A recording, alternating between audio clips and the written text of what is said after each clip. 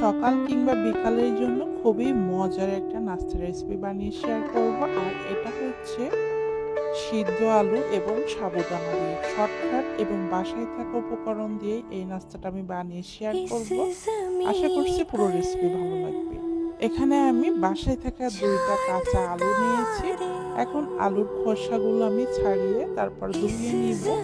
ধোয়ার পরে এখন আলুগুলো আমি কেটে নিব। 4 টুকরা করে কেটে নিচ্ছি।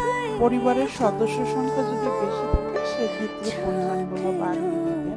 এখন এই আলুগুলো আমি আরো একবার ধুয়ে এরপর সিদ্ধ করতে বসিয়ে দিব। এটা চাইলে আপনার প্রেসার কুকারে সিদ্ধ করে নিতে পারবেন, খুবই অল্প সময় লাগবে। সিদ্ধ করার মাঝে এখন অন্য একটা পাত্রে 1/3 কাপ পরিমাণে সাবুদানা নিয়ে নিচ্ছি। এখন এটা নর্মাল পানি দিয়ে বেশ কয়েকবার ধুয়ে নিব। ধোয়ার পরে এটা এক সাইডে রেখে দিব পানি ঝরানোর জন্য।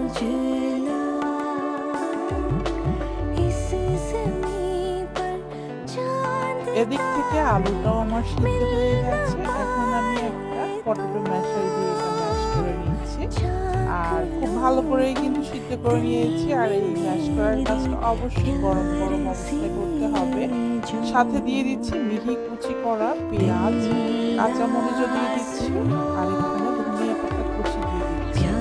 এখানে জিরা এবং ধনিয়ার গুঁড়া দিয়েছি, হলুদের গুঁড়ো আর স্বাদ মতো লবণ। আগে থেকে ধুয়ে রাখা সাবুদানা দিয়ে দিচ্ছি। সাথে একটু ময়দা দিয়ে দিচ্ছি। এখানে চালের আটা, ময়দা, সুজি, মানে হাতের নাগালে যেটা থাকবে সেটা 2 টেবিল চামচের মতো দিয়ে দিচ্ছি। এরপর আমি হাত দিয়ে ভালো করে মিশিয়ে নিচ্ছি। আর এখানে আটা, ময়দা, চালের গুঁড়োটা দেওয়ার কারণে এটা হচ্ছে একটা বাইন্ডিংয়ের মতো কাজ করবে। এখন ভালো করে আমি মিশিয়ে নিব।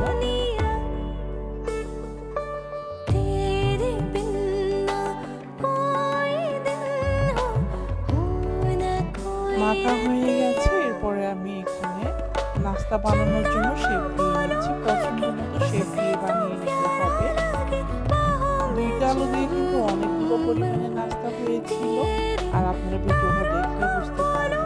সহজে এই রেসিপি যদি ভালো লেগে থাকে অবশ্যই শেয়ার করে দিবেন। আর এই রেসিপিটা অনেক বেশি মচমচে ছিল। বাসায় যদি হঠাৎ করে গেস্ট চলে আসে তাহলেও কিন্তু এই রেসিপিটা বানিয়ে দিতে পারবেন, যদি হাতের নাগালে সাবুদানা এবং আলু থাকে। গরম তেলে দিয়ে এখন উল্টে পাল্টে এগুলো ভেজে নিচ্ছি। আর এগুলো সামান্য ভেজে নেবেন।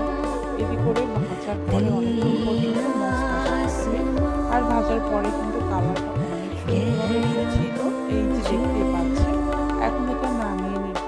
আর গরম গরম এই নাস্তাটা খেতে কিন্তু অসাধারণ। এই নাস্তাটা বাচ্চা বড় সবাই খুবই পছন্দ করবে।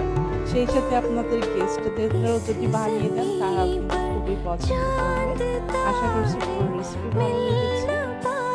নতুন কোনো রেসিপি নিয়ে আবারও চলে আসবো। সবাই ভালো থাকবে।